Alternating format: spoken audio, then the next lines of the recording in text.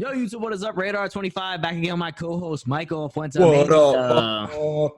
Guys, NXT Takeover 30, where they got the recap show. We're gonna recap the whole thing. We're gonna give it each match a rating, a random enhancement talent guy rating. Superstar Joe Bear.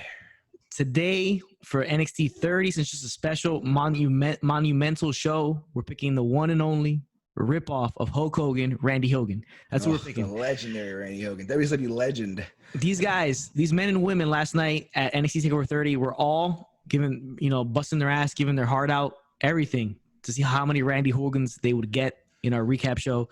And we're going to give them to them. However many we feel, however many that match deserved, that's what we're going to do. NXT 30. We got a show to go over, a pre-show match to go over, a championship match to go over, 2 championship matches to go over, a very interesting one that had an interesting ending, surprise ending to the show.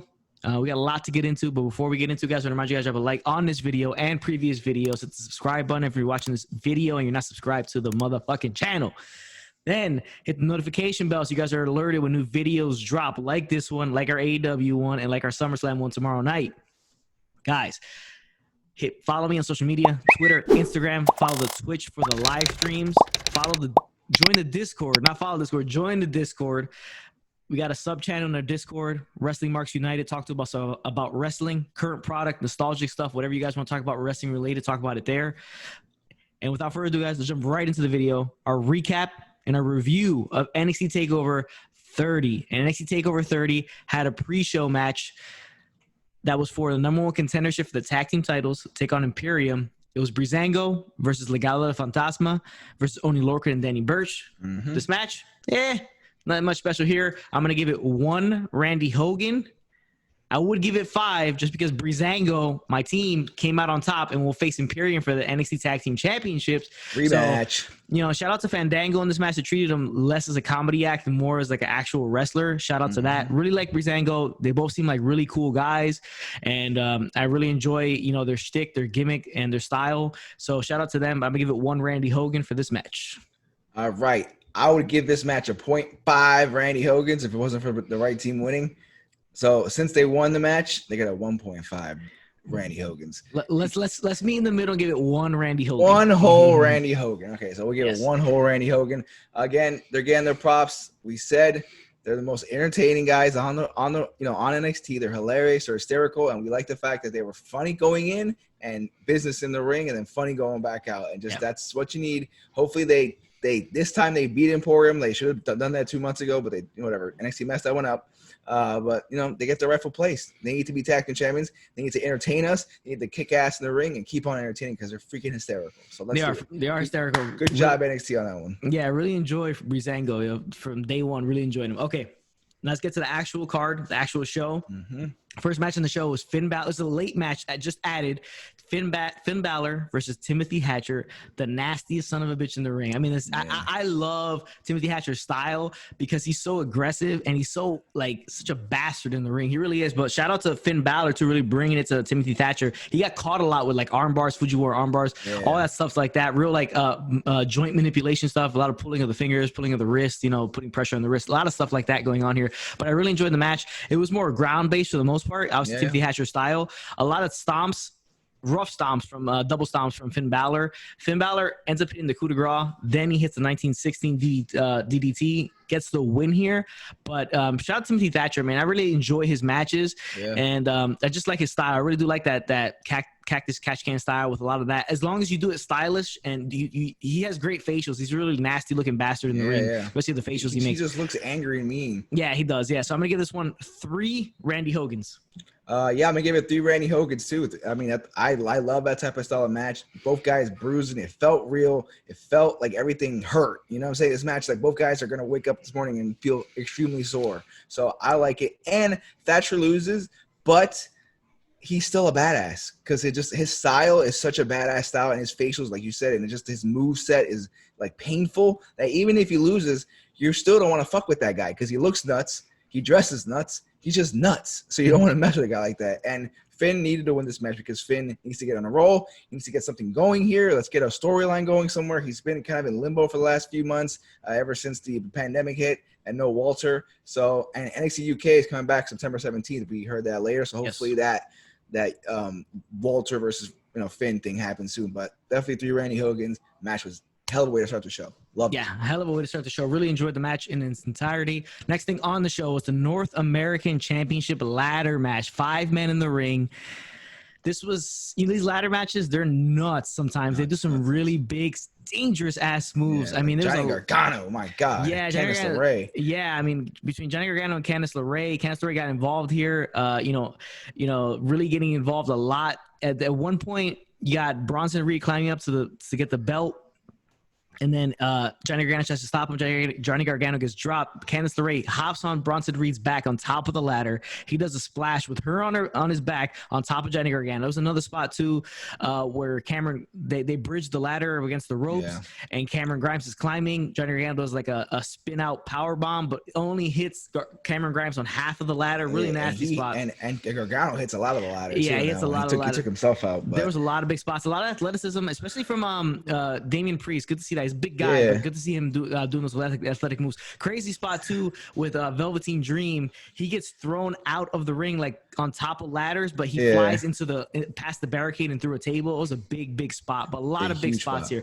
Tremendous match. I'm gonna give it 4 1/2 Randy Hogan's. I really enjoyed it. Damian Priest comes out on top. We were totally wrong on this one. I picked Gargano and you picked Velveteen Dream. So we were wrong on there. I was right on Breezango. You were wrong on Breezango. I'm 1 for 1 and you're 0 for 2. Damian Priest is your new North American champion. but we didn't do Balor Thatcher. I think I did Finn, so I think we both did Finn. That match wasn't there. We didn't match wasn't there. Yeah. So that one doesn't count. It's a squash. A squash on that. But interesting. Damian Priest gets the win here and wins North American Championship, and later on he jumps into some random hot tub that's in the parking lot, I guess, of the next NXT. to a Hummer. Next to a Hummer, and he's got 2 girls in there waiting for him with champagne. Hilarious thing. I want to get one thing really quick before we get your take on this match. I don't know if they had different people in the crowd, but there was somebody who kept yelling the most hilarious shit. So he gets inside the hot tub. I hear a guy in the crowd say, "Where the hell they get a hot tub from?"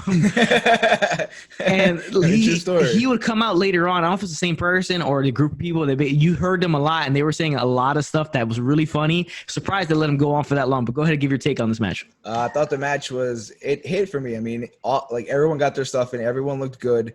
We got young guys over. We got Gargano doing his thing. We got Bronson doing his thing. Everybody got their stuff in. We saw feats of strength. We saw athleticism. The guys risked their body. They did some. There was some nasty spots on those. There's always those nasty hits on the ladder. Just looked terrible. But I loved it. I think I'm not a huge Priest guy, but I want to see where this goes and how much he can grow with the being champion. But I loved it. I'm gonna give it 4 Randy Hogan's. I thought it was entertaining. I thought it had everything that you wanted out of a multi-man ladder match. Okay, I gave it 4.5. You give it 4. Where you want to meet on that? 4. 4. You know what? They risked their body, life, and limb. So you give them the half. Okay, 4.5. 4.5 Randy Hogan's on that match. Next match on the show. This one was a shocker. Ain't gonna lie. Adam Cole versus Pat McAfee. And before I get into this match, give a round of applause to Pat McAfee. The man is a legitimate athlete. Hell of a set of wheels on him too. Yeah. But he really showed out. Now, punters are athletes too, damn it. Punters are athletes too. Hashtag punters are athletes too. Now, I want to give credit where credit is due to Pat McAfee.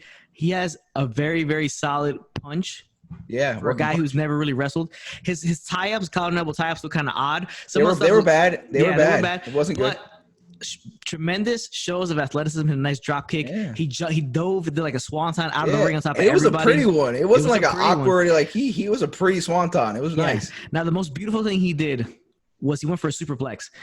Adam Cole fought him off, pushed him off the top rope. He did a massive moonsault, landed in the middle of the ring on his feet. So he cleared half the ring, landed on his feet, and then from the mat jumped all the way up to the top turnbuckle. Something we've only seen like Shelton Benjamin and guys like that do. Yeah, like monster athletes. Yeah, and then hit the superplex. Tremendous effort from Pat McAfee. Like I want to see more about Pat McAfee in the ring. Yeah. He was entertaining as shit. The selling on the figure 4 after he hurt his foot wasn't the greatest, but that's all right. Shout out to Pat McAfee. A couple of things set up, like the Panama Sunrise at the end was it looked kind of weird because it looked really set up. But the guy is not a professional wrestler. He hasn't trained that long, but shout out to him. I really enjoyed his punches. I mean, he had good punches. The kicks he needs to strengthen up a little bit if he's gonna wrestle a little bit more. Yeah. But the punch, which I was mainly surprised about, because when these celebrity wrestlers kind of hit the ring, that's mostly the thing you see that looks the worst. Yeah.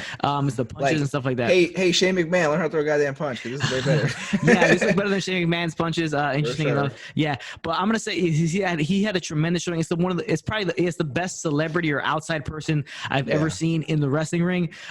Because at first I would kind of tip my hat to Stephen Amell. I thought Stephen Amell was actually pretty good. But this guy, he really showed out. Tremendous athlete, and I really enjoyed it. Adam Cole got the win here.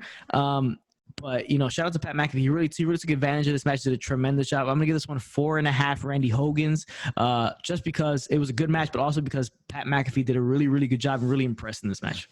Yeah, Pat McAfee killed it, man. His promos were well. The way he started off the like his entrance, he was talking more shit. He's really good at that. He does it on the show. He's just got to get the gab, guys, and he's a great athlete. I mean, he's a punter. People joke about kickers that they're not athletes and they can't make a tackle of whatever. But this dude is an athlete. Yeah, his working punches, he was doing good with. Again, there was stuff with the selling, and those are things that you learn if you were a proper wrestler, and all those things. He was setting up his moves a lot, like the Panama Sunrise. He came walking over, bent over, like just setting up. There was another spot where they hit like a backbreaker thing, like the 2 knees to the back, and Pat McAfee jumped higher than Adam Cole did, and it really kind of just looked weird. Yeah, timing, stuff like timing, like that was stuff that you will learn over years of doing it. Right, you're repetitive doing these moves. He's probably had like more than 2 weeks to train for sure. He probably had months and months and months to train. But he did great, and his performance and Adam Cole and the storyline, the build up, going in, I was like whatever about this match. But then watching the hype video and it being like 2 years of him talking trash and like it was a cool little story that they built. So I'm gonna give this 4.5 as well. Randy Hogan's, because it was way more entertaining than I thought it was gonna be. I thought it was gonna be like a 5-minute match, and it went out to be like a good 12-15-minute match. So I enjoyed it. It was awesome. It was a great story. It was awesome. This man took it seriously. Shout out to him. Shout out to his dedication, his hard work. He's got respect for the business, damn it. Exactly, he does. He has respect for it because he put in the work to look as good as he did. Yeah. And he could actually be a legitimate professional wrestler if he took the time and he had the proper training over the years. He could be actually a legitimate professional wrestler. He's got a better promo than majority of the roster. To be honest with you, he's got more charisma and more flair than majority of the people that have come through and been in the company and are in the Performance Center right now. He's got a ton of charisma, flair, gift of gab. Tremendous. He could be really special. Like he could be like the Miz. If he would have started earlier, he could have been a really special professional wrestler. I'm not gonna lie about that. Really special heel. But 4.5 Randy Hogan's for that match. We were both correct. No. Yeah, we said Adam Cole. We said Cole. There's no way Pat McAfee was in that match. No, we said that the only way Pat McAfee was going to win if it was a real big screw job finish. But we were both correct on that. I'm 2-1, and you're 1-2 on the night. Next thing on the show, Io Shirai versus Dakota Kai. Very solid match. Very solid match here and there. Couple like missteps here and there. Like Io Shirai did like some somersault thing where she kind of hit her. Like it was weird. I don't even know how she hit her head on the mat, but it was in the beginning of the match. She hit her head pretty hard on the mat, and she was kind of shaken up by it. For the first portion of the match. But real back and forth. Dakota Kai took a lot, majority of the match. We had Raquel Gonzalez on the outside. She got involved a little bit here and there, but Io Shirai holds on to the NXT Women's Championship. Solid match. I'd give this one 3 Randy Hogans. I liked the match. I thought it was good. Like you said, there were some spots there. I just didn't like the way it was just Raquel Gonzalez and Rhea Ripley at the end. Like Io didn't get a respect for winning the match. Just I didn't really enjoy that. There wasn't a time, I think, for that for Rhea Ripley to come out and like kind of take the show where that's the next going forward. Well, I mean, let's talk about Rhea Ripley. So the match ends. Raquel Gonzalez gets in the ring, drops Io Shirai. Rhea Ripley comes out, and they have the face-to-face. And this is the fan I was talking about. He said while they were staring at each other, "Stop talking and touch each other. Fight. Stop talking." You heard him like loud. He was saying it. So it was pretty funny. They never fought. She left, and then Io Shirai celebrated, and then Rhea Ripley just staring her down the entire time at the end of the ramp. She's just staring at him, so you know she's coming for that title sooner rather than later. I thought it was a lot for me, just for that reason. And there was some botches, and I don't know. I didn't love the match. I didn't really like it. I thought it was gonna be better. I thought both girls can go. It just it didn't hit for me. So I'm gonna give it 2.5 Randy Hogan's, just because it just the ending that I didn't like, and it's more about Rhea than it was Io, and I just don't like when the champion is outshined by a non-champion. All right, so I'll meet you. We'll give it 2.5 Randy Hogan's on this one. We've been a little, not to be too generous on all these matches. Because you have to earn these ratings. You can't just give them 4s all the time. Right? Exactly, bro. You got to earn those matches. All right, next thing on the show was the final match: Keith Lee, the NXT champion, versus Karrion Kross, the challenger, who's been shotgun, shown as a monster, and shotgun into this role, going for the NXT championship so quickly. Damn, I love that entrance from Karrion Kross. That's a lot of pageantry on that entrance. It really is. Right. Yeah, it's a lot of pageantry. And like Scarlett being there, it's like, Yeah. I mean, he looks like such a psychopath, too. That's the best part of Karrion Kross. All right, but let's get to the match. Like, he can't be a babyface. He's so much like a psychopath. This match was kind of it didn't really hit that well. I'm gonna go right off the bat and give it 1.5 Randy Hogan's. Maybe the chemistry was a little bit off, but some of the spots were kind of weird. It looked like they just didn't mesh that well, the two of these guys together. But Karrion Kross did get injured midway through this match. He was dropped on his shoulder, and you could immediately see as soon as he got dropped on his shoulder, he was holding it, and he held it to his side. It was his right shoulder. He held it to his side pretty much the entire match. He was still able to hit that back suplex, which is amazing, a feat in and of itself, that he was able to do it with a bum arm like that. But you could tell that arm is hurt. I heard he's going for an MRI. Hopefully it's not severe where he has to relinquish the title. It doesn't look that good, though. It doesn't. From the way he was holding it to his side for the entirety of the match after it happened. It does not look good it's not whatsoever. Finn Balor situation, man. Yeah, this match would be terrible. Really slowed down towards the middle. A lot of Karrion Kross and a lot of arm bars, technical things. So it was kind of slow, right? They picked it up a little bit towards the end, but surprising finish. Karrion Kross is your new NXT World Heavyweight Champion. This is shocking. Yeah. It's a shame to see Keith Lee's reign end so quickly, but I don't think it's the end of Keith Lee being NXT champion. I think this feud is going to continue out. Not by a long shot. But it's interesting to see that they would shotgun and Karrion Kross as quickly and put the title on him. But really had no other. You kind of put yourself into a box, right? Because you have really no else where to go. Because he came in, he beat Tommaso Ciampa destroyed Ciampa, destroyed one of the best guys in the company. Not to say Ciampa is returning this Wednesday on NXT. Interesting, he's returning after Karrion Kross wins the NXT Championship, but he's coming back. So he destroys Ciampa in his first showing. Doesn't do a whole ton there and goes straight to Keith Lee. So you kind of painted yourself into a box. Like you have him lose, and then what do you do with him afterwards? Because he's not that big of a monster because he lost. Or do you just have him win? And then they went with with that, had him win straight out. So 1.5 Randy Hogan's for this match. It just didn't gel. 1.5 Randy Hogan's for me as well. It didn't gel. Too much submission. Like there was a point where it was like I felt like 10 minutes of them just on the floor. That's the middle of the match. There was a lot of that. Yeah, it was a lot of. It's like I don't mind that, but like it was really long and it never picked up as much as it should have been after they were sitting around for so much. You know what I'm saying? But yeah, like you said, they're in a corner. That they built this monster. They have all the pageantry with his entrances and it's just like his whole thing about being like just a destroyer of everything. It's doomsday, yeah. Yeah, so you kind of had to have him win the belt. We thought he wasn't just because Keith Lee, but again, they got us because we were like, you can't let Keith Lee only be champion for a month or two, right? Because he's Keith Lee. He's been primed to be the champion, right? So them doing that is like showing us that hey, anything can happen in NXT. Don't think you've watched wrestling for years and years and you think you know the formula and everything, but this is how we're doing it, and it's something that. Maybe they saw what AEW did with Cage and Archer and just saw they built these two monsters and they just kind of, right? They just kind of fell flat after they lost. So they probably saw that and were like, we need to make this guy and get behind this guy and make him an unbelievable heel monster that can be stopped. He's on Brock Lesnar 2002 type of pace, maybe even quicker, of just coming in and being champion just like that and dominating everyone. So it's quicker. I mean, because he was, I don't know how long. I don't have the date as Karrion Kross' debut. Yeah, but I mean, Brock it's was there for probably similar. Like 6 months. Yeah, I mean, it's like Karrion Kross. Sheamus. So Sheamus for shut up was like 6 months, and he won the championship. But I mean, good booking. Hopefully, he isn't injured. If he's injured, all this kind of goes for naught, and we're on another tournament for the title, which is not anything I want to see right now. But hopefully, he's okay. You know, hopefully, it's just like a thing where maybe he doesn't wrestle for a month. You know, he just kind of shows up and does whatever he needs to do. But we'll see. But I mean, the match didn't hit where I wanted it to be. I thought it was gonna be better. It just didn't hit for me, especially in the main event. Exactly. Yeah. Now that's 1.5 Randy Hogan's for this match. That is a pay-per-view. That is NXT Takeover 30.